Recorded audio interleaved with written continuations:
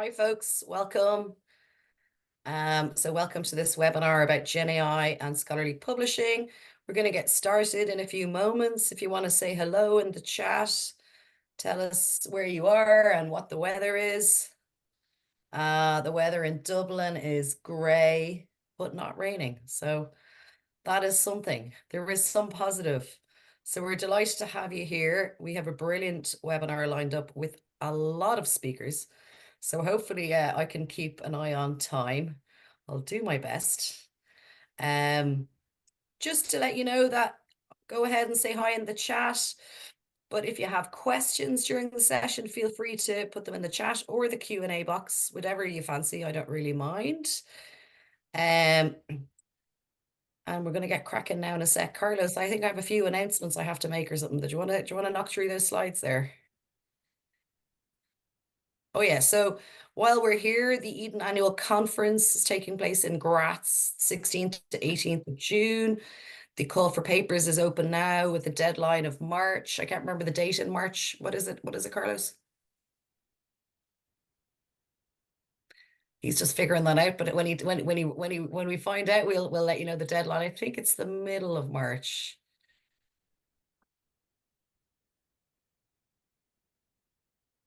So come and join us in fabulous Austria. What else is there, Carlos? Oh yeah, there's also the research workshop will take place in 2024 in October in Timisoara in Romania, which is going to be great. I'm sure Vlad is going to heavily promote that now if he's here, because that's his gig. And then if you want to join the European Digital Education Hub, that's the information there. Eden is project partner in that. Anything else, Carlos?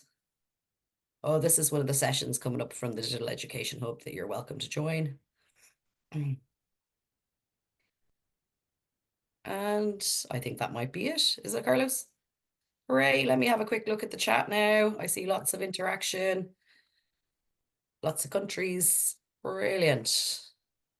Weather. Now that's the one I really need to know. I see James is saying that it's grey. Are you in Glasnevin or Donabate? That's my question. Copenhagen. Lovely. Tom, you're there. Oh yeah. So Carlos, see Tom Farley there. Can you upgrade him to a host?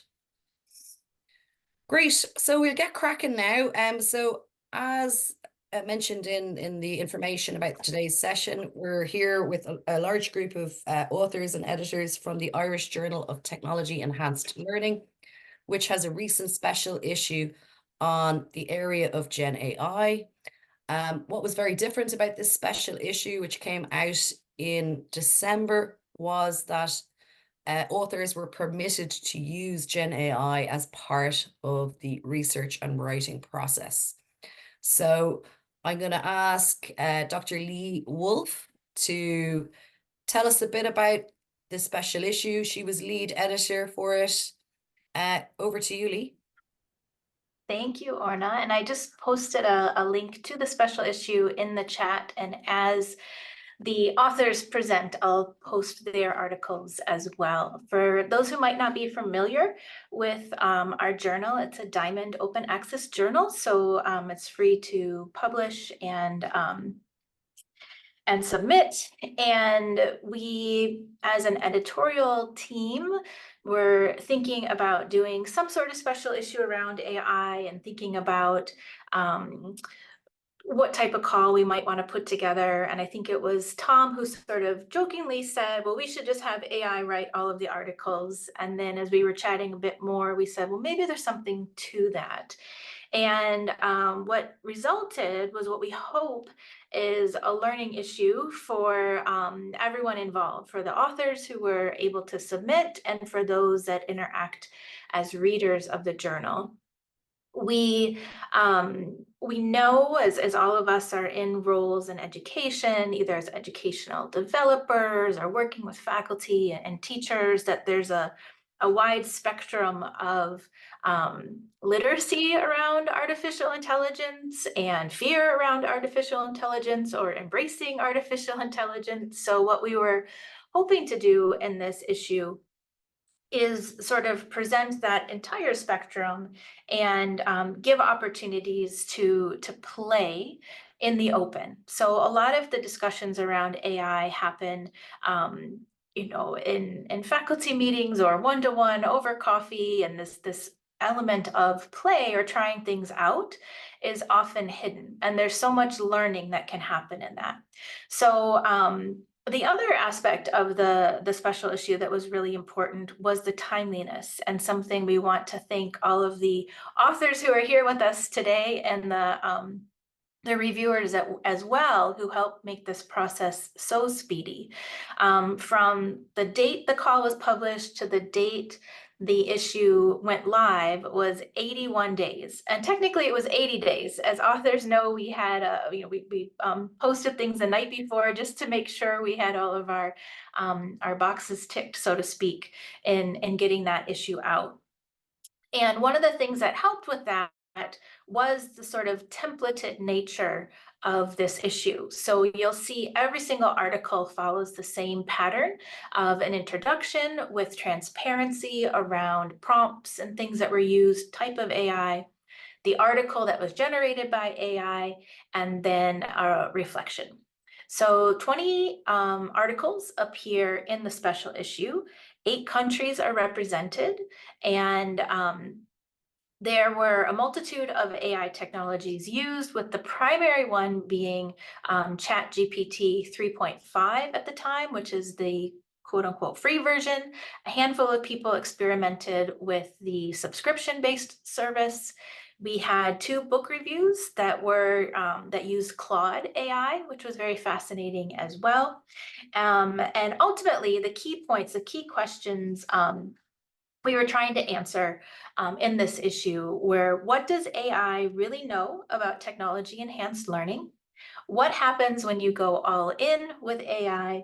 And what does engaging in this process say, not only about our discipline, but our humanity and identity as scholars? So that's kind of a broad overview. I don't know if anyone else on the editorial team wants to chime in or mention anything I forgot before we turn things over to our amazing authors. We're so excited to be able to be real time with you all and to hear you talk about the papers and then the discussion that will ensue. Yeah, so I think Fiona, why don't you say a word or two, and then Tom, and then we'll move to the authors. Thanks, Lee. Yeah, sure. I suppose just maybe to start off, to just say a huge thanks to both the co-editors and to Lee also in particular for kind of reining us in and keeping this all on track. It was a really tight time for us, and also many of us also teach and have quite a heavy teaching load, and this all happened during our first semester. So it was no mean feat to keep this all in train.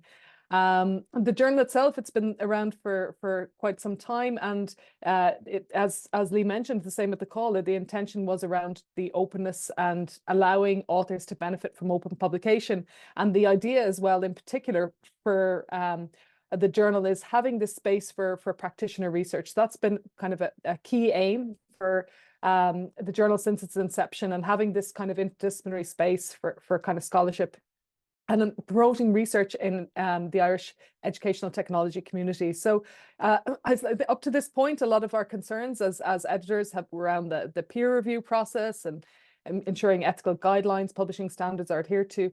And of course, plagiarism is something we're aware of, but unlike plagiarism that can be inferred from like text matching tools, GenAI represents a kind of a new form of AI human hybrid authorship that current tools can't reliably identify. And really, we were encountering this so strongly, I suppose, in our own practice as educators, flipping over to the research side. That was very much kind of in our minds. What are we doing in the journal? How are we attending to these kinds of developments? And we're getting close now to nearly almost a 2-year anniversary to that big explosion. I know generative artificial intelligence tools have been around much longer, but really when they became kind of very widely available around November. So that really brought, I suppose, a lot of this to attention, particularly across higher education institutions. So We were starting to hear as well a lot around different types of authorship coming out, and people being quite frank around how they were using it for supporting their writing, brainstorming, incorporating it into the writing, and synthesizing text with the system for research papers and so on. And we were hearing new terms like cognitive automation, and thinking about how these kinds of technologies being used that were really challenging, I suppose, a lot of the literary practices around what we conceive of as kind of authorship. So it was quite opportune for Tom and the other editors, I suppose, to be brave and to kind of start to think about maybe taking a really novel and out of the box approach to kind of so openly embrace or encourage people to think about how that they might embrace GenAI for that purpose. Yeah, so I suppose the call became very important, how the call would be structured. And I know we'll probably touch back on this again, but I think it just goes to this idea of openness and transparency. So how the authors were so vulnerable in disclosing and describing and really just bringing us along a journey as they started to really uncover and start to think more critically, and perhaps they always do, but allowed us to follow along in that path as they tried to, and basically brought their kind of personal experimentation out into kind of a scholarly journal article, and really produced these really personal and very pedagogically meaningful outcomes that have been beneficial for us actually working in Centres for Teaching and Learning as well, to point people to see as we're kind of trying to struggle with these new literacy practices, either for ourselves or for our PhD, master's students, and even undergrads. So starting to see how kind of those issues of trustworthiness and how basically these tools are being used in very particular ways, but by the authors bringing in that authenticity, really bringing us along to see how key aspects of it were working or not. And of course, we saw in many of the articles how it fell short in many respects, which, you know, for me, it was a little surprising to see how overwhelmingly that came out in the contributions.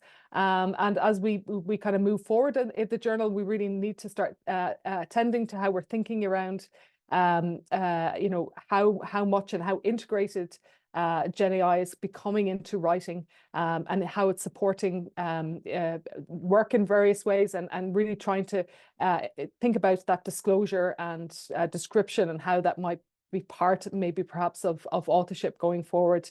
As we move forward. So just a huge gratitude as well to the authors, and it's just a real privilege to be here today and also hear from them directly. So I'll pass it back over to Tom or Orna. I'm not sure. Yeah, so thank you, Fiona, and over to you, Tom. Cheers, thanks.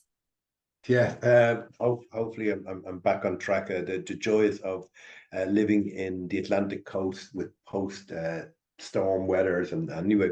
So just to say, I think one of the things, it's all very well for me to come up with this mad idea that I threw out to my fellow editors about, you know, let's get GenAI. But I think one of the things which really did need to take a bit of time was the idea of constructing the call, and what were the parameters like. And I think that certainly was a big part of the project, because, as I said, like I think, you know, we wanted to be bold. But I suppose, you know, we are an academic journal, and we did have to have some sort of sense of strategy and standards about how we were doing this, because we were very mindful that you know, and I think, you know, we're certainly, if not the first, but certainly one of the first to actually put out a special issue and actually call it out there and name it and stuff.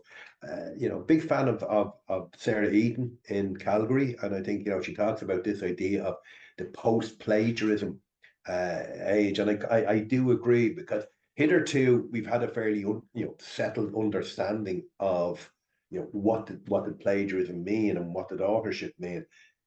I think Sarah and amongst others is asking us to consider, and I suppose we wanted to consider like our part in that conversation, because I think there's a lot of knee-jerk reaction. I think a lot of people are getting very frightened and they're not quite sure, and as I said, it's like the Simpsons about somebody, you know, think of the children. And I think, as I said, rather than just sort of, you know, knocking it away. I think we need to start embracing that. And I suppose this special issue is our attempt to engage in that conversation. And I'd like to echo what Fiona and Lee had said about, one, thanking everybody who submitted the paper. It's quite a personal endeavor. This is not your bog standard stuff. In many ways, it's easy to write the standard article paper, which is read by 3 people and their dog. This was pushing the boundaries out a little bit, quite a bit actually. But also, as Lee said, getting people to turn around the reviews quickly, because I suppose we are mindful that this is so fast changing. I mean, Fiona was just talking there about the rate of change, and yes, GenAI has existed before, but we're now into a different area. I think in the same way I described this to some people, the internet predated Tim Berners-Lee work, but when we had the World Wide Web protocols, it suddenly changed everything. And I think, in some ways, the advent of OpenAI's platform and amongst others has certainly revolutionized. So, and I think if you want to get a good sense, this is a shameless plug. This is like on a late night chat show. Yes, Lee has put up the link to the special issue, but I think you want to get a sense of where we think as an editorial team. The editorial is I think we tried to capture what our thinking was. So I'll hand back to you, Orna. Thanks, Tom. So we have to lean into the AI storm. I do like Sarah Elaine Eaton's work as well. The whole idea of the human hybrid writing is it's just the way it is. But when she was coming up with that, I think that's about 2 years old. It seemed very radical, but now it just seems, yeah, that's what's happening. So I'm going to hand over to one of our first authors now. So welcome to Andrea Zellner. Over to you. Sorry to surprise you. Hi. Hello from Michigan. My name is Andrea Zellner, and I work here in Michigan, USA, here in the Southeast. So I have worked in higher ed, but I've transitioned back to working with K-12 students. So that was really the lens that I was playing with, because in my work, I support school districts in developing policies for kids about how they might approach artificial intelligence. And what I was finding, aside from the plagiarism anxiety, which I think is huge, and that is definitely the zeitgeist right now around generative AI, is just the lament that we will never know if they're cheating, which makes me laugh. But what I think it pings on is this existential question about what are we doing here? There's an enormous amount of resources that we expend. Just even when I look outside and notice all the buses arriving to the schools, we work so hard to get all these little kids to school every day. And in an age when we have generative AI able to create all of this stuff, what then does it push us to do as educators to think about what we're doing, the endeavor of education? And so that's what I was really thinking about. So mine is called Asking the Right Questions. And it was really about this big idea of what we mean when we say we're learning, what we mean when we say that we are teaching, all of these big ideas. I also am a former high school English teacher, which means that I had 14 and 15-year-olds who were first learning how to do academic writing.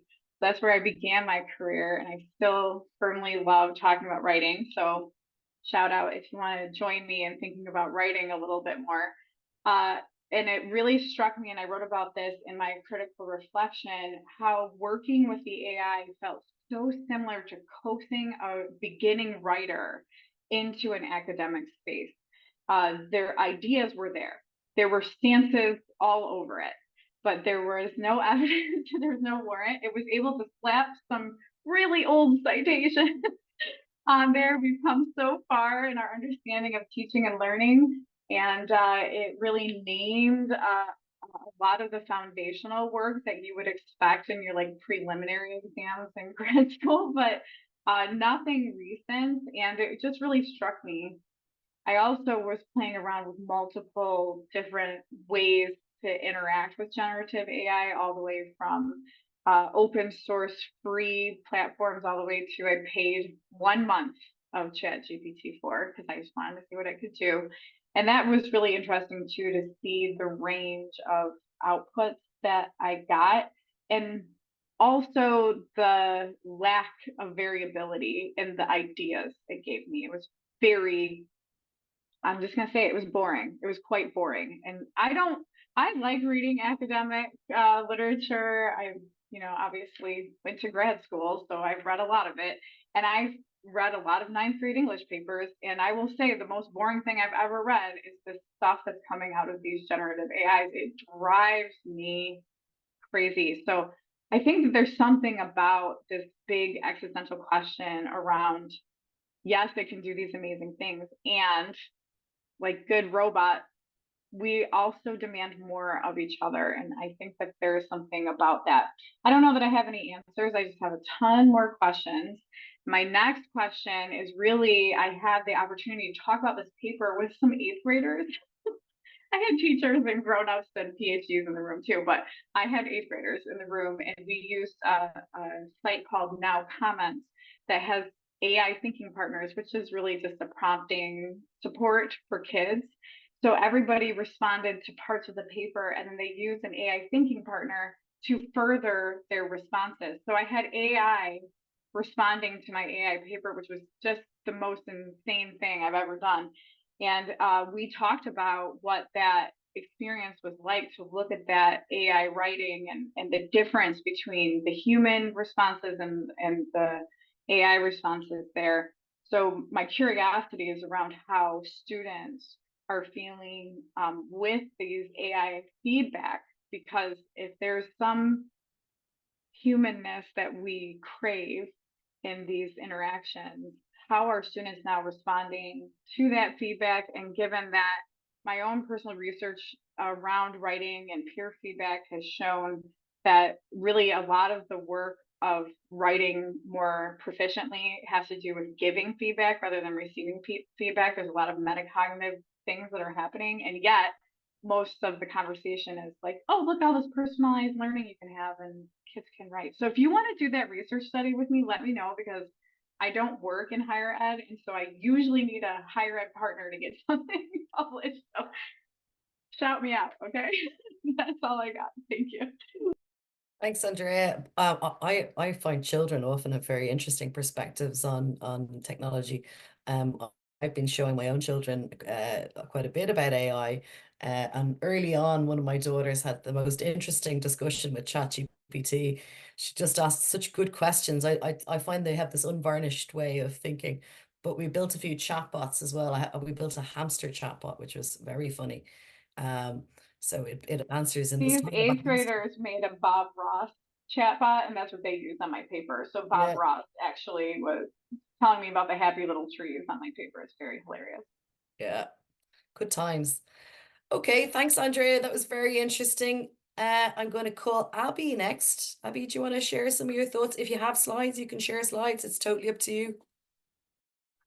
Sure. No, I can just talk through today. I think that's been working very well. So first of all, I just want to say thank you so much for having me here. And I applaud the authors and the editors for your bravery and kind of joining everyone on this exploration of, what does it mean to craft with generative AI? And that was really kind of the focus of my article.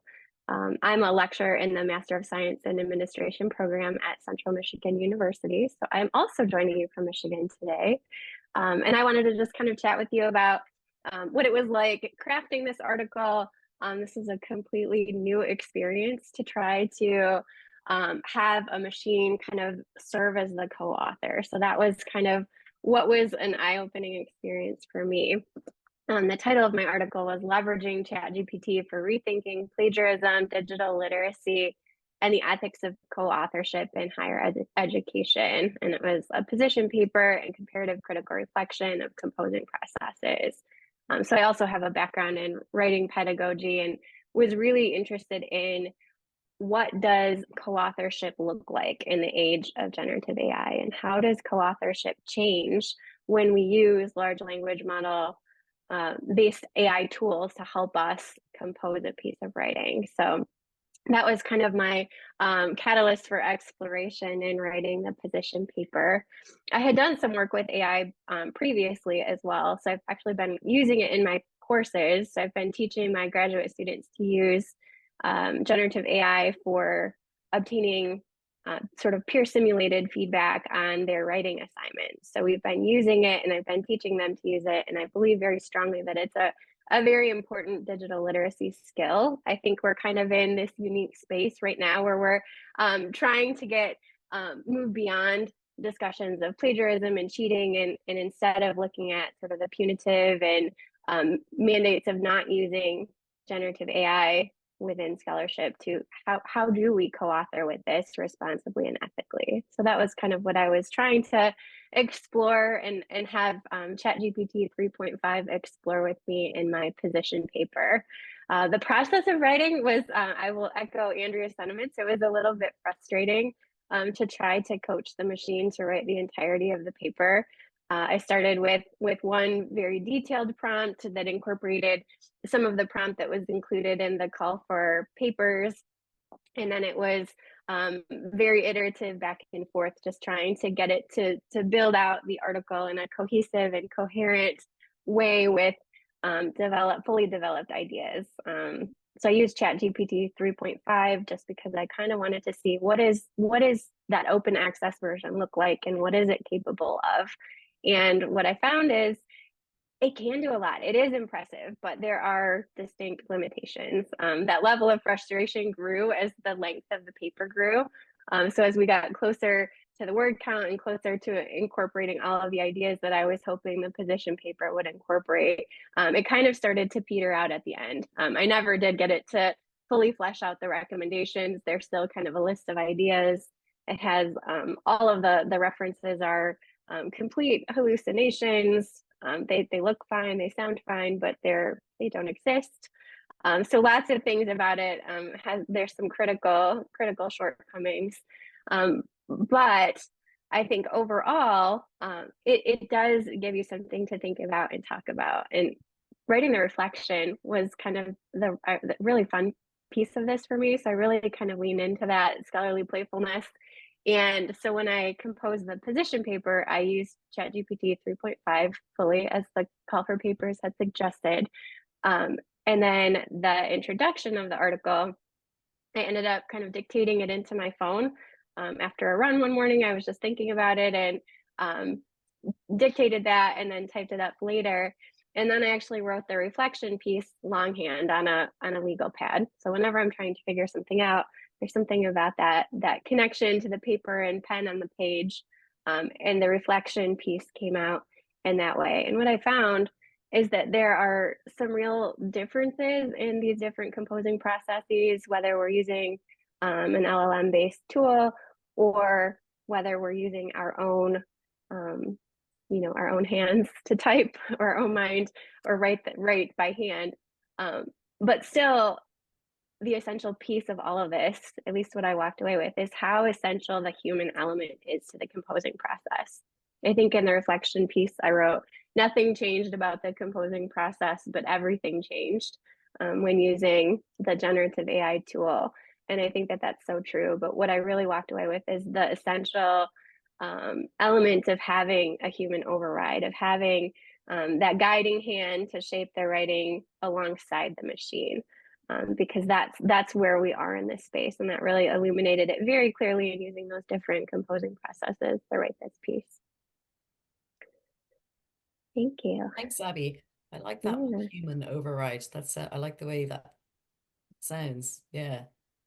Thank you. It is that partner idea of, it is essentially a writing partner of some kind. I mean, but maybe you're right, there's a hierarchy in the partnership. There is. The human has to be at the top of the hierarchy, I think. Well, yeah, I think if we're in ethical terms, yeah, absolutely. And I love hearing about the writing process, the way you described it with the longhand and the voice out. I think we need to share more about those kind of aspects of our work. Yeah, it's so essential, because when you think about how the ideas take shape on the page, right? We know that writing is an iterative process, and that sense of iterativeness it's really featured when using LLM-based tools like ChatGPT, because that back and forth is there and you're constantly shaping. But it's such a detached feeling to try to compose an entire piece that way. So I had explored these tools before, and I'm still using them in different ways. But I had never before relied on it solely to complete a piece of writing. And I think that was kind of the light bulb moment where it was like, okay, so this does change a lot, but also it's very empowering to be able to look at it and to be able to go beyond and to shape those ideas. So that element of, I think you mentioned hybrid, right? Or what? How did you word that? Human machine, hybrid human. Yeah. I love that. Yes, I'm going to look up more about that, because I think that is exactly where we are right now at this point in time. Sarah Elaine Eaton, yeah, a Canadian scholar. She writes on academic integrity. Yeah, very interesting. But I think the process is how we increase the transparency, just to come back to where Fiona was talking there, and the authenticity as well. But also, like, we're all teachers or educators of some kind. It'll help our students learn how to write and learn how to research if we're more transparent about our processes. So I think there's multiple benefits to this type of approach. And before I get carried away, and I should return to my moderation role, and say thank you, Abby, for your contribution. And Willie, I see you're here. Apologies, I got delayed coming from a lecture. The day-to-day business of university, teaching students. Not at all. I just wanted to do a quick mic check as well. And you have to be away by what time? 3? No, I'm okay till 3:30. I have to go back for a lecture for for 4. Grand. So I'll keep to the running order then. Yeah, that's perfect. Thanks, Willie. Over to Apostolos Koutropoulos. How did I do? Or Very AK? good. AK also works. Good day, everyone.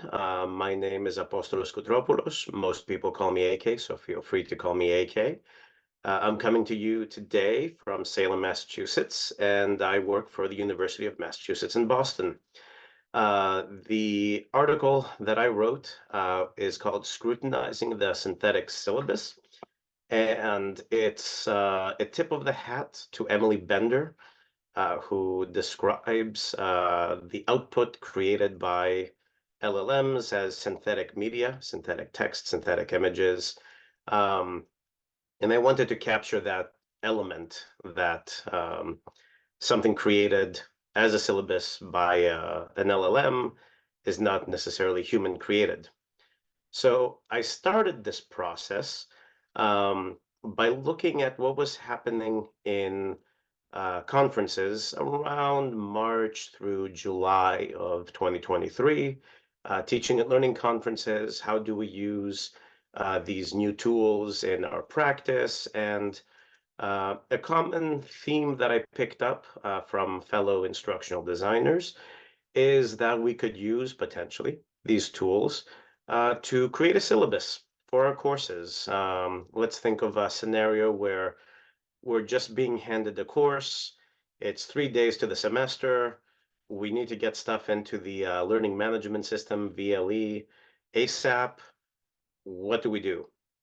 So ChatGPT was suggested and promoted as a potential solution for this. So I use this as a thought experiment. Can ChatGPT really produce something that is okay for use? And the sort of persona that I took on while creating this was somebody who was new to teaching the subject. So if you've ever worked with an instructional designer, you start off with, what is this course about? And I had a course description provided by the department that I was teaching for in my hypothetical scenario. And based on this course description, I would come up with course objectives. And based on those course objectives, I would come up with some sort of structure for the course, readings, activities, and all that stuff that we do in class as we design the course. So I worked with ChatGPT 3.0 to go through this process to create a course structure, to provide some suggested readings, to give me some suggested activities, something that I could put in my course. And as other co-authors discovered, the results were kind of underwhelming. I will say that there is a surface level validity if you don't scratch too deeply below the surface. It seems to pass some initial test that this is okay enough, but for as far as the output goes. But the more that you dive into it, the more problems you start to discover. One of the big problems that I discovered is that courses within the curriculum are typically not disconnected from other courses within a degree program. So there are prerequisites, there are things that build skills and knowledge so that subsequent courses can build on top of the knowledge of the course that you're teaching. And ChatGPT and LLMs don't know what they don't know. So they're taking the course creation process as kind of an island in and of itself, which doesn't really work. Another big issue that I found was that there was an imbalance in terms of readings. One of the common maladies, I would say, that we come across as instructional designers is the course and a half syndrome. So as course designers and instructors, we might feel like this article is really important, I should include it. And this article is important, and this article is important. And by the time you get to the end, you've overloaded your students. So one of the important things that we do as designers and instructors is to kind of pare back and kind of decide what's really important to cover right now, what goes in the optional stuff that students can explore on their own if they have time, and what's in a subsequent course. And ChatGPT doesn't know how to do that. So my kind of conclusion in going through this process is that it's better to either look at the historical syllabus from the department that you're teaching in to get a sense of what the course is about and tweak that, or ask a colleague, or even Google. The course that I teach is designing online instruction. If you Google that, there are people like me who've posted their syllabus, and you can get a sense of what the course is probably more or less about, and tweak that. And that gives you the benefit of having a human person that you can reach out to if you have any questions. It gives you the ability to actually cite somebody. So if I use a colleague's syllabus and I tweak it, I like to put like a little footnote in the syllabus saying special thanks to for the work that they provided in creating the syllabus. Yeah, that's it. I think that for this course creation process, there's no, currently anyway, there's no substitute to reaching out and connecting with another human, whether that's a mentor, if you're a newly minted PhD student who might be able to help you connect the dots, whether it's a colleague in the department that you're teaching in, whether it's a random faculty member like me on the internet who's posted their syllabus and their contact information and kind of invites that dialogue. So yeah, that's the very quick overview of my article. Thanks, AK, and great to get the instructional designer perspective in as well, or learning designer, whatever word we're using today, but a very important perspective. And I particularly enjoyed the syllabus, I have to say, because I teach several modules which are in the same kind of space. So I was kind of very curious about what it came up with. On a kind of basic level, the themes and stuff weren't bad, I thought. But you're right, a human syllabus or even a human textbook, like, you get one of those, that guy Richard West textbook. I mean, that would see you right as well. So I can see your point there. It's not going to replace us too soon. What about the AI course generators? Have you experimented with those yet? Mini course creator, online course creator, they are terrifying. I've played around a little bit with something called Smarty Dev, and that was actually the next sort of iteration for this thought process, this thought experiment. Smarty uses both ChatGPT and Claude to kind of synthesize what it outputs. It produces a lot, and it still requires a lot of human intervention to kind of put everything together in something that's coherent enough for students to understand in the syllabus. So that becomes the sort of time versus effort calculus that we put in, especially when we're kind of pressed for time in the new class that we're teaching. Yeah, certainly that's been my experience. But I thought it would get you started, because some of the generation I did, so like you know, design of 10-hour course on X, and it kind of got you, it got you a bit of the way there, maybe a third, and then you've got a layer up on top. Interesting stuff. Is anyone actually, if you want to share in the chat, doing anything interesting around learning design or instructional design aspects of AI? Content creation is obviously an interesting aspect too. So if you want to share any experiences in the chat there, we'd be interested to hear. And now again, I'll try and keep to time, although I think I'm doing relatively well, much to myself and everyone else's surprise. Thank you, AK. It was very interesting. And over now to Maria Davernero. Oh, I don't think I did as well that time. That's fine, no worries. I'm really used to it. So this is Maria Avgelino. I am joining today from Athens, Greece. And again, thank you for having me. Actually, I also want to congratulate you on this really brave exercise that you tried to put the special issue together in 81 days. Being an editor myself, I really found this not just fascinating but daunting, and I thought, okay, if you're able to do it, then yay, and you did it. So well done to you. Right. I am a lecturer, a professor here, but also the director of the MA in Design and Technology at the American College of Greece. And I co-authored this article where we use Perplexity in order to find out actually what Perplexity thought about the lack of online teacher training and the effects of it in the performance of both teachers and students. And the reason why we started with this specific topic was because all of us were somehow connected to, first of all, online teacher training. Dr. Karambelas, he's in K-12, like one of the co-authors here. Oh, can't remember her name. Actually, it was Andrea, right? Yes. So he is also there, the K-12. He's he teaches AI at the high school, but also he's the AI coordinator. And then Dr. Stefano, she's with me at the American College of Greece, or University of Greece. We are turning now to university.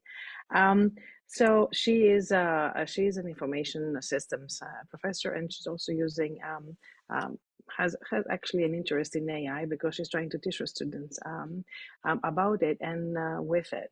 And now, from my perspective, I am training learning designers, the same as Apostolos.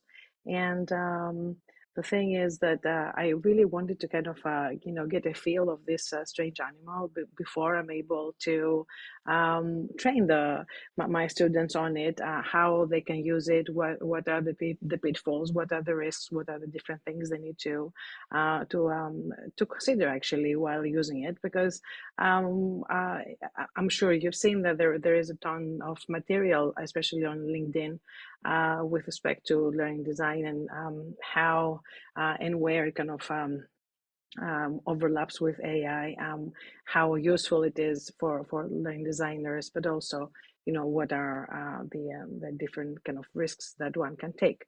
So the actual process, to be honest, was pretty much what others have described before us, and the results were also the same. So we weren't really impressed with what we're getting from Perplexity, from the actual, please write 2,000 or deliver rather 2,500 words or 2,000 words, and then constantly it would come up with 500 words, and it would really be difficult to get it to kind of expand.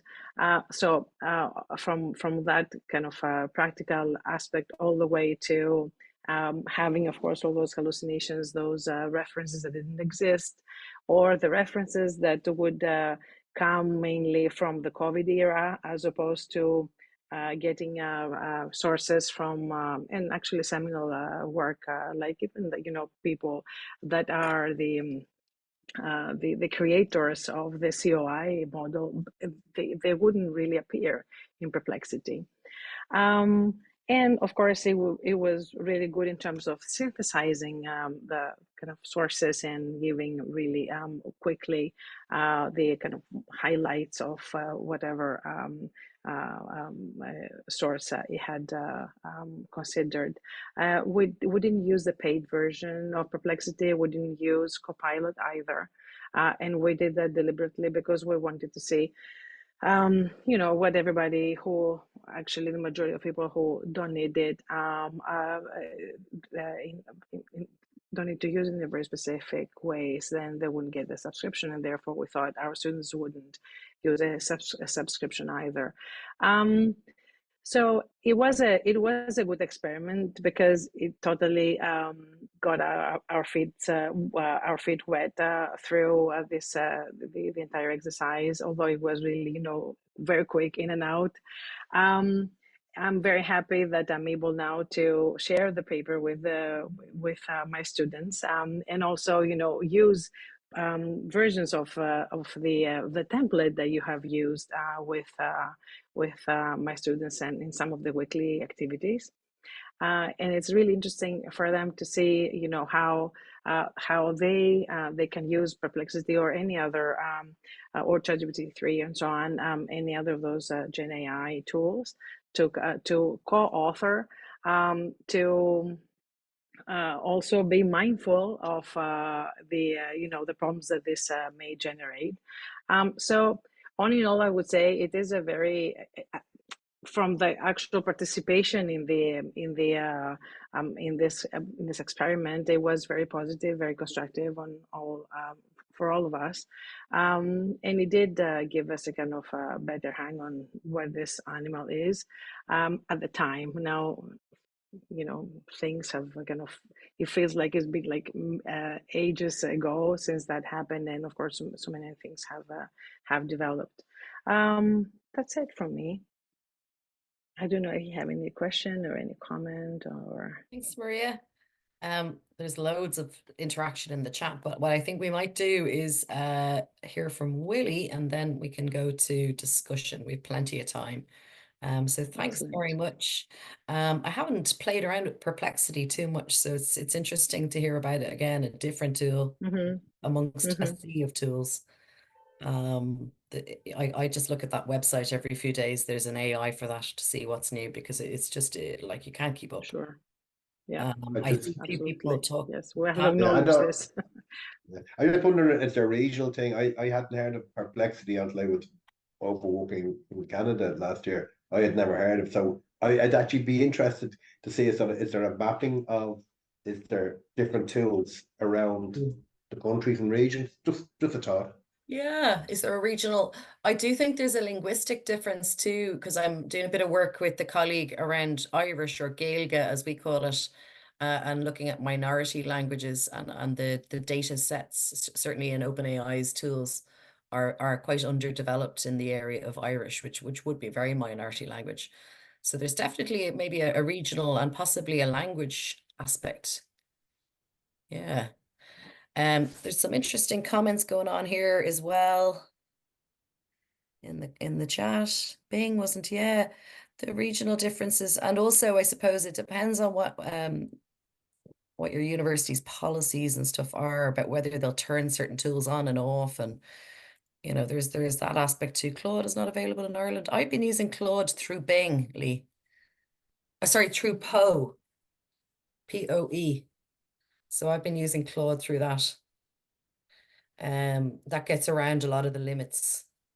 But it also means you don't have to have accounts for 10 different tools. You just have one account, which I prefer.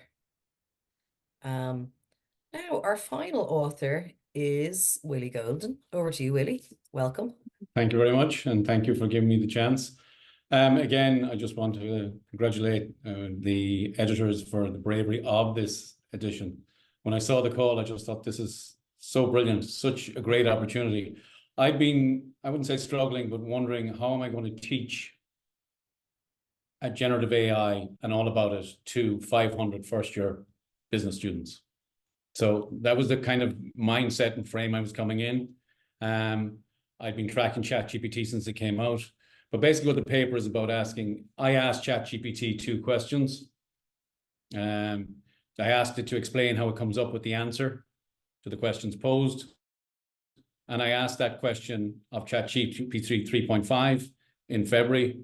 I asked it again in June. I asked it again in October of ChatGPT 3.5 and ChatGPT 4. The interesting thing that happened, the most interesting thing that happened between those is the extent to which OpenAI had fine-tuned its answer to what ChatGPT and its limitations were. It's a fascinating, and this is the other thing I commend the editors for. It was the fact that we're recording in time where ChatGPT was at. So the paper goes through, so it essentially starts, well, you know, I'm not a trusted source. By the end of it, the disclaimers are so large, you'd be saying you'd be a fool to even take me as any kind of information. So the second, one of the earlier ones, it said, you know, the first one in February, it said, you know, don't take me as a trusted source. So that was my second question, you know, is ChatGPT a trusted source? And again, I asked it all those series of questions. And again, it's interesting, by the end of it, you know, it has a major disclaimer and lots of disclaimers as to why you wouldn't use it. Now, the kind of, what I do a lot in large lecture halls is I use polling software. So I'm just out of literally using polling software with my first, and as it happens, I've just covered GenAI. So I was literally looking at this question. So what I was asking them, like I've in there, you know, I asked them, you know, how often they use it, first of all. And I asked them for personal use. And 49%, 40% have never used it, and 35% have seldom used it only once or twice, which surprised me. So, and then I asked them for academic purposes, and 21% said no, and 39% said seldom. Okay. The other concerning thing is I asked them, do they know about our academic integrity policy and plagiarism policy? And only 1/3 or less knew actually where to locate it, even though it's in the course outline, module outline with the link.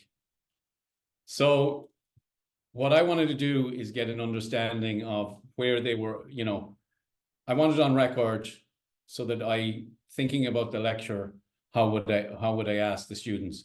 Now, what the results show is they're pretty aware that ChatGPT is not a trusted source. They're pretty aware that it's, you know, it comes up with hallucinations and fabrications. But what they don't understand is how the model works. That's what's very clear, and that's part of what the lecture is.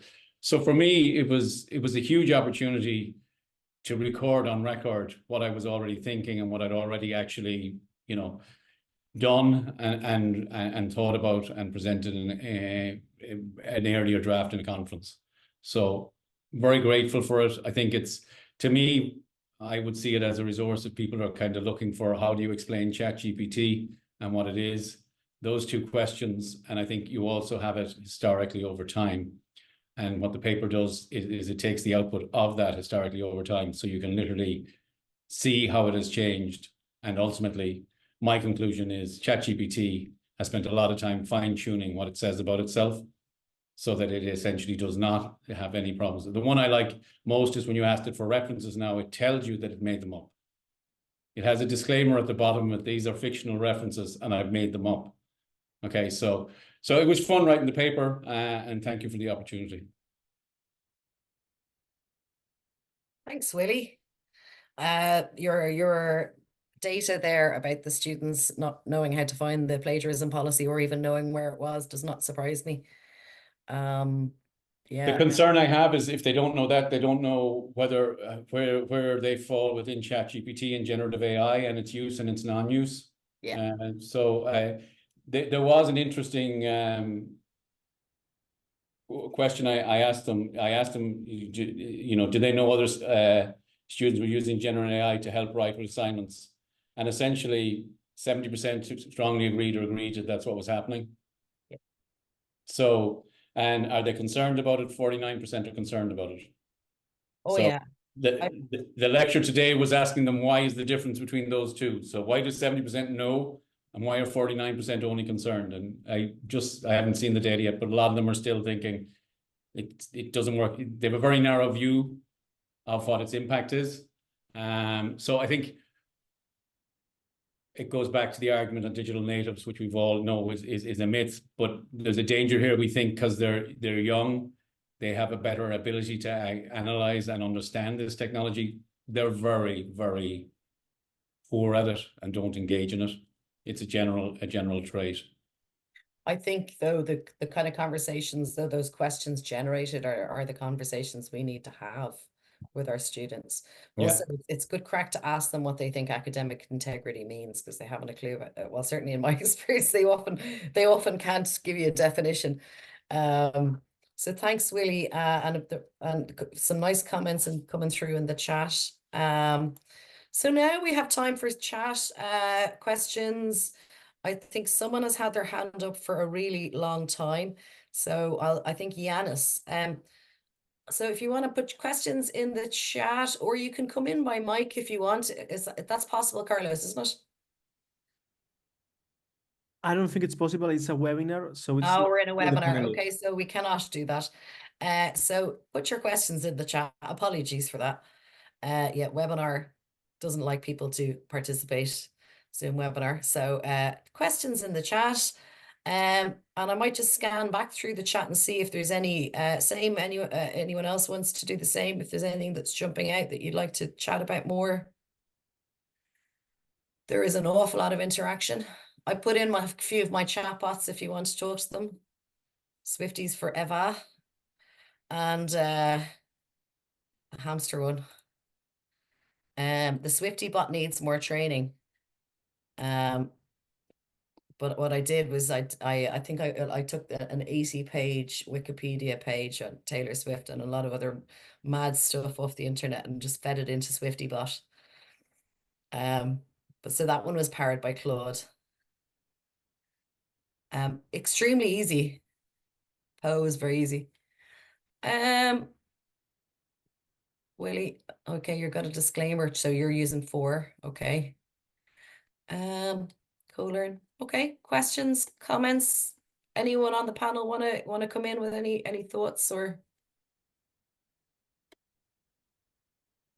I can maybe pop in for a minute and thinking about, you know, we could almost have this call every 6 months, right? And it would change, and it's if we did it again, it would change already. And I think Akawa is kind of looking through the discussion, and that was mentioned there as well. So hopefully this does serve as that snapshot in time for that. But one of the things that, from a reflective standpoint, we had to write the editorial fairly quickly too. So there were lots of things we didn't pop into the editorial. And one of the things on my end I keep thinking about is how we had structured the call. I think naive is the wrong way to put it, but it was a very basic use of ChatGPT, and I think how people were assuming that LLMs are being used, that you just ask it to write a paper and it would spit something out. But as we all know, in interacting with it and watching people use it, that it is way more nuanced than that. And you can use a multitude of tools, and you have conversation, and it's prompting and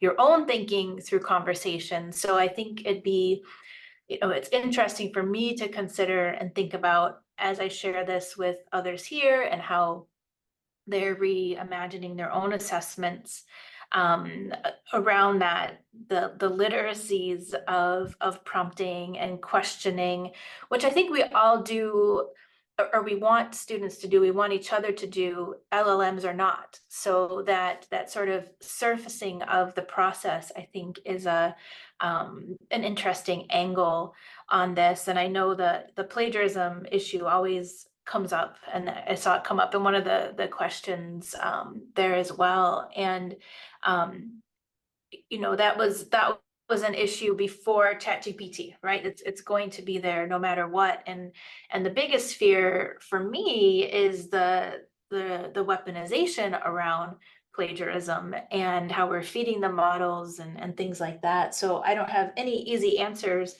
for any of that, but I think that we have to continue conversations around that, especially at university levels, before pulling plugs on, or putting strict policies in place, or using these technologies against writers and against students, which I think is one of the dangers that I see sort of on the horizon if we're not thoughtfully thinking through what we're doing with LLMs. Yeah, so you're not in favor of detection software, Lee? No, not at all. Not at all. That we won't. I mean, the one other thing I was thinking about, as someone who's so deeply, deeply invested in open resources, Creative Commons, I have a Creative Commons tattoo. Like, I want everything to be out there. I want it to be reused.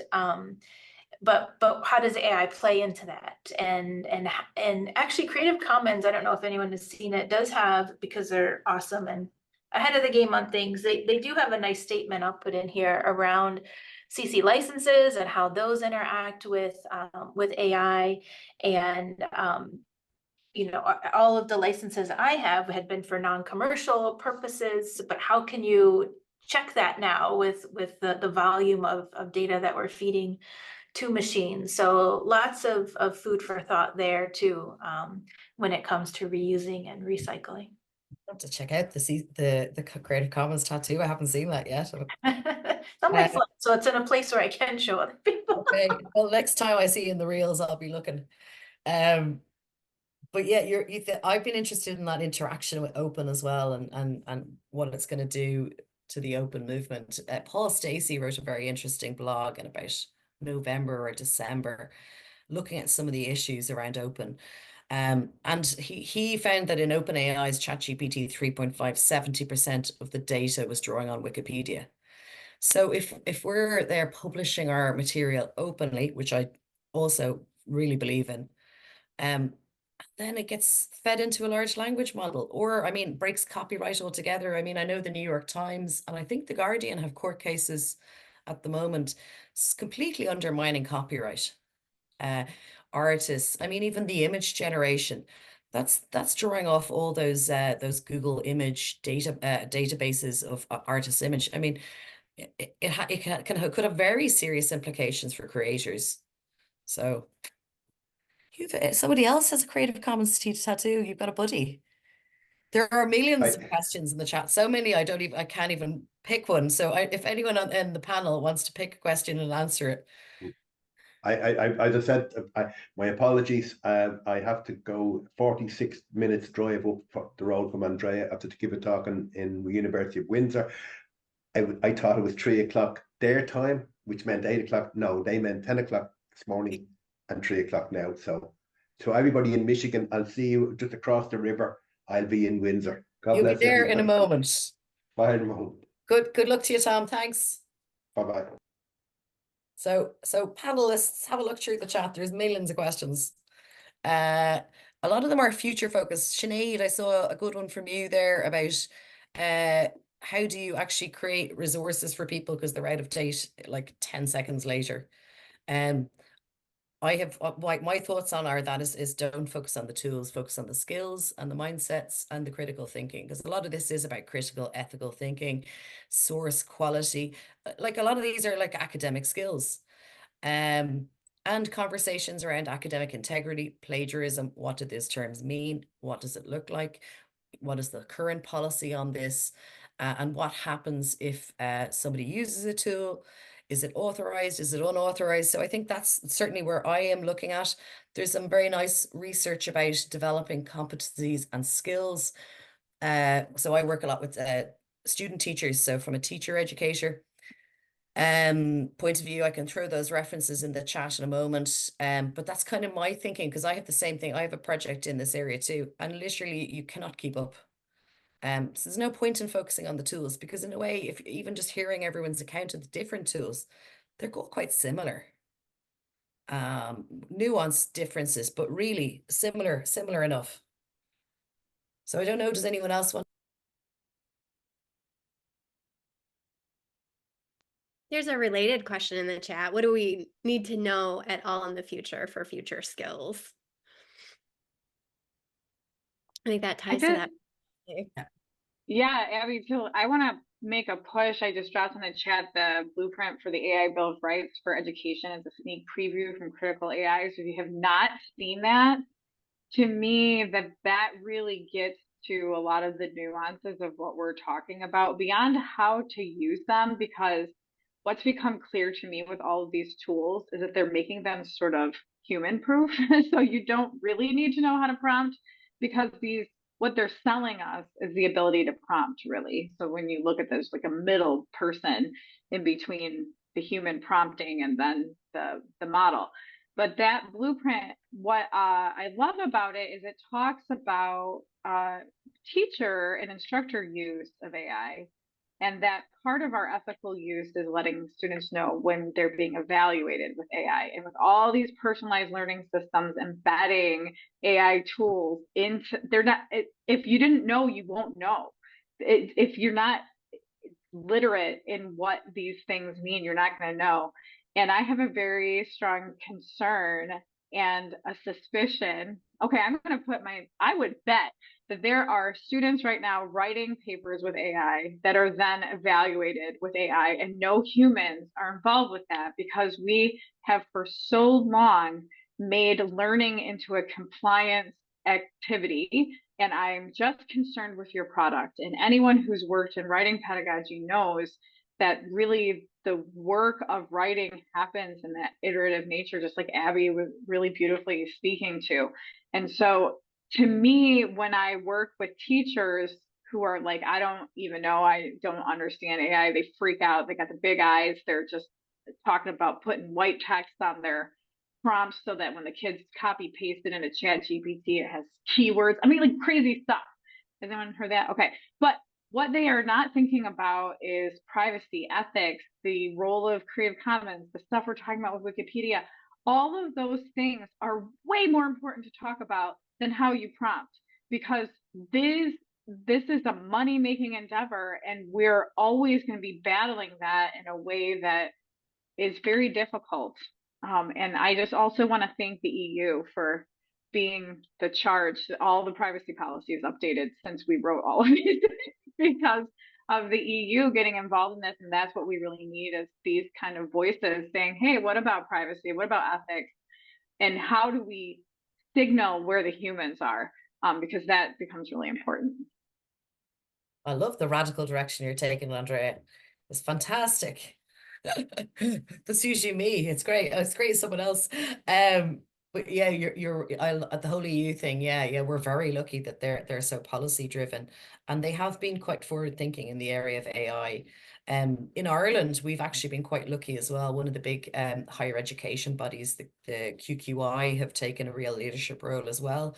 And a lot of their advice and documentation is very useful for any Irish colleagues or non-Irish colleagues if you're looking to emulate stuff.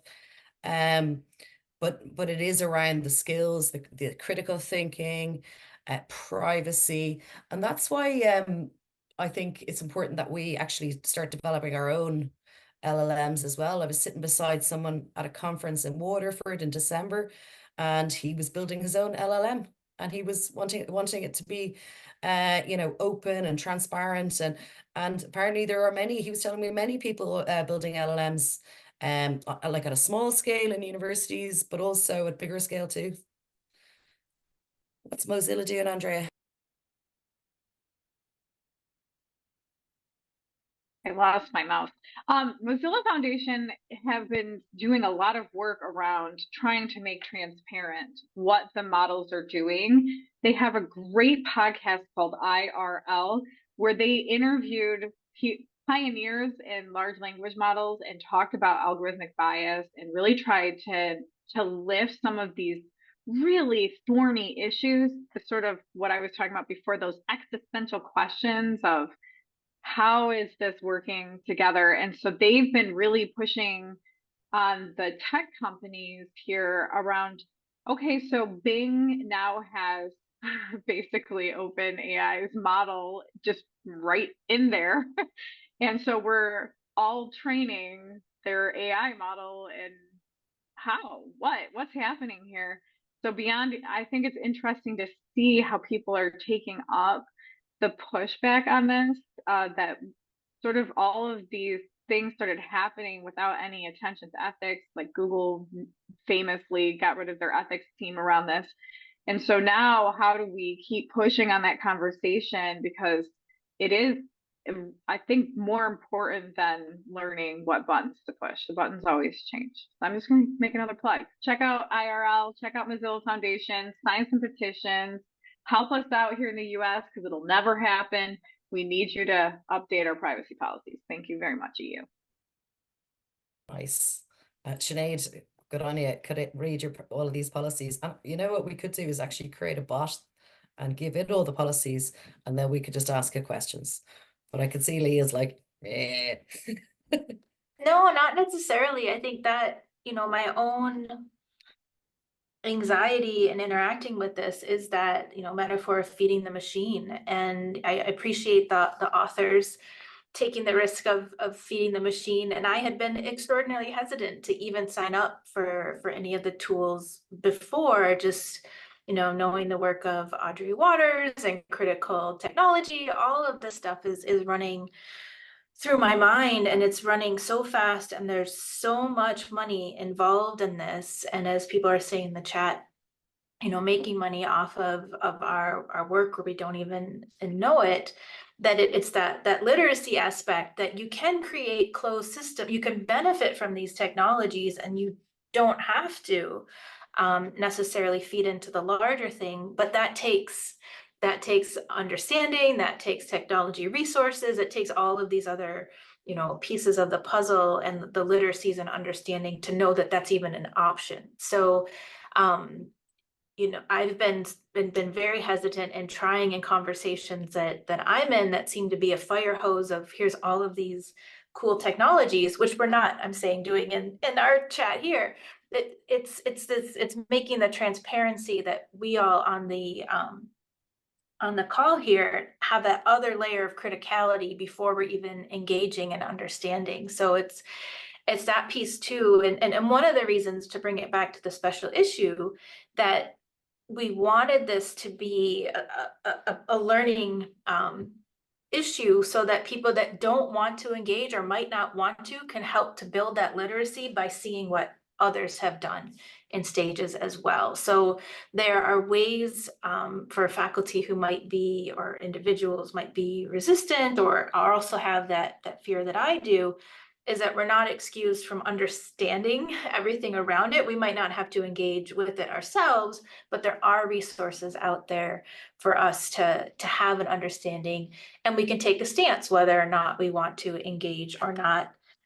And we have to read all those terms of services so much more closely now, because who knows? I mean, you look at Zoom just updated their stuff. I think when I clicked into the Zoom today, it said, because we're in the EU, this is not being used to train models, but your Zoom, if it has an AI assistant turned on, it could be. So it's just another layer of on our end as individuals of heightened awareness and understanding. I'm glad someone reads those terms of service. I'm sure, like in theory we all should, but who does? Okay, any other questions or comments? There's loads of activity in the chat. I would say that going back to what are the future skills? I think Lotta asked this question. For me, it's at the risk of overusing a phrase, going back to basics. In the field of instructional design, for example, I've seen tools change frequently, 5, 6 years maybe. Things that I learned in class are, dead Adobe Flash, for example, is no longer around. And that's what we used to create self-paced e-learning back in the day. Focusing on tools is not a productive use of time, but focusing on the underlying skills, critical thinking, critical analysis, knowing where to find information. I'll put in a plug for a colleague from Canada, Dave Cormier, who has this phrase, learning in time of abundance. So this is certainly not true. We saw this with MOOCs and the sort of explosion of content that was available. So it's really important for both our students and us as practitioners to be able to tease through and tease out the specifics and the details for anything new that we encounter. And as faculty and as professional staff within the university and the K-12 context, I think it's important to understand the technologies that we use beyond the buzzwords and the marketing text that is provided to us so that we can have those informed conversations that set policy at our institutions. Good point there around how the tools go out of date very quickly or no longer exist. And there's some lovely tools I look back on fondly which were free and now are not free or freemium and all that. So yeah, there's a nice point, AK, that you focus on the design skills or media creation or content creation skills rather than the tools. Yeah, very nice. Anyone else? I see Dave Cormier's new book being plugged. All right. I think that's just about to be published or has just published. Looking forward to reading that too. Anyone else? I think we're coming towards the end. But there's a final 1 or 2 minutes, I think, if anyone wants to come in with any last thoughts or comments. Could we connect it to students? We've talked a lot about how the models are trained and how we're using the models, but could we think about and talk a little bit more about how are people connecting some of these skills with what you're doing in your classrooms? What are the ways in which we can do this through our courses and through our interactions with students? Good one, Abby. I have ideas. Go on, I knew you would. Tell us. Tell us more. I mentioned Now Comment earlier. I didn't go into it too deeply, but they were doing this beautiful thing with kids who were reading. And so I think this could work at any level. They were digging into text and doing some responses based on some prompts that the teacher had given and also the basic reader response that you would expect. And they used the AI thinking partners that were built into Now Comment to summarize it and say, I'm noticing these themes in your writing. Your paper might center on this question. This is the inquiry you might investigate as a result of this reading. And then the kids were using that to build their final essays on what they were working on. I just thought that was so delightful, and the kids really enjoyed that because that's a very difficult skill as a new writer. So they were able to push their writing farther than they could because they weren't getting stuck at this other skill that we weren't necessarily after in that work. And then they've been doing a lot of work on Now Comment and youthvoices.net where they're using the AI responders with the kids. And I know that we're also feeding the model at the same time, and the kids are very curious about it because so many of the kids were already using like Snap GPT or they're using it on Snapchat or whatever they're doing. And what it really sparked was a conversation about some of these ethical issues we hope that they get to. And I was just very impressed with the way that the students were talking, the sophistication of their learning. It was really impressive. And it really did change because, as you've heard, I'm a wild radical and I'm very concerned about all the things. And I was blown away by what the kids were doing and how they were taking it up. And it was really incredible to see. So check out youthvoices.net. They have a whole bunch of AI experiments they're running with teenagers. It's very interesting. I'm just putting it in my search bar. Thanks, I Andrew. think just to come back to why students, I think students are going to use it as a personal tutor for certain things. So one of the ways, like certainly in coding, it's already a lot of people who are doing coding and teaching coding are essentially telling them to go to ChatGPT or whatever to put in some of the code, see it, write the code, understand from it. But I've said to my first year students is that I teach them Excel, spreadsheets, but I've done it via video files for a while. I don't do any physical. I'm saying to them, put it into ChatGPT if you don't understand it, because the volume of what it's hoovered up on Excel is so large, it does a very good job. So I think there's an element of, and one of the things I did in the paper is write this answer to me as if I was a 17-year-old. So I think where you're going to see a huge movement on this is if you can critically understand that it's not always right, and that's really important, the ability to ask it questions as a personal tutor. It is going to be, for me, in that sense, a game changer in terms of there isn't that, they're going to be able to ask lots of questions. They will need to understand that it depends what data it has in terms of how good a job it's going to do. But for some of the big stuff, so I asked questions on assumptions on two models. One was an economics model, supply and demand. It did a very good job on what the key assumptions are. I asked it a question, assumptions on a more obscure model, Porter's 5 forces. It did a poor job. So they're going to have to navigate, but ultimately, if you want my bet, that's where you're going to see, in terms of a lot of our talk is about plagiarism and representing the work. I think more focus should be they're going to use it as a learning tool because it's far better than Google search. So you put into ChatGPT, what are the good cheap restaurants to go to in Galway? And it does a really good job. Just number 7 is the Deliveroo restaurant. Okay, so it has a hallucination in the middle of that, but other than that, it's done really well. So if you have a way to, take that data or what's coming out of that, critically evaluate it and use it. And I suppose the Achilles heel is it's less useful the less you know, because essentially you don't know when you're wrong, so, and I think the other thing you'll see is people using it for some level of creativity and structure. A lot of discussion in essays in terms of helping you how to structure an essay, not necessarily write it, but what so I think if we focus more on it as a learning tool rather than as a plagiarism tool, we might be better served and to direct our students to start using it in that context with the caveats, which is why I started with, is it a trusted source? Yeah. Where does it come up with its data from that point of view? Yeah, I like students are scared. Let me just say, students are scared because they're scared if they use this and they get caught, they're going to get in a lot of trouble. Yeah. And we do have a responsibility to say to them, to some extent, give some level of guidance. What is acceptable? What is not acceptable? From that point of view. That's the position my university has taken. Individual lecturers can decide, is it permitted or not permitted? And then we have it clearly stated on the course documents. But even with my explicit permission, some of them were like looking for like a note in written in blood, just to be completely sure.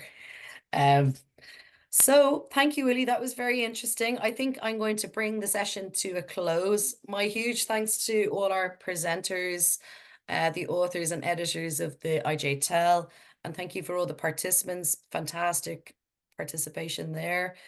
Read the special issue, or get ChatGPT to summarize the articles for you into an easy paragraph. Thanks very much, everyone. Goodbye.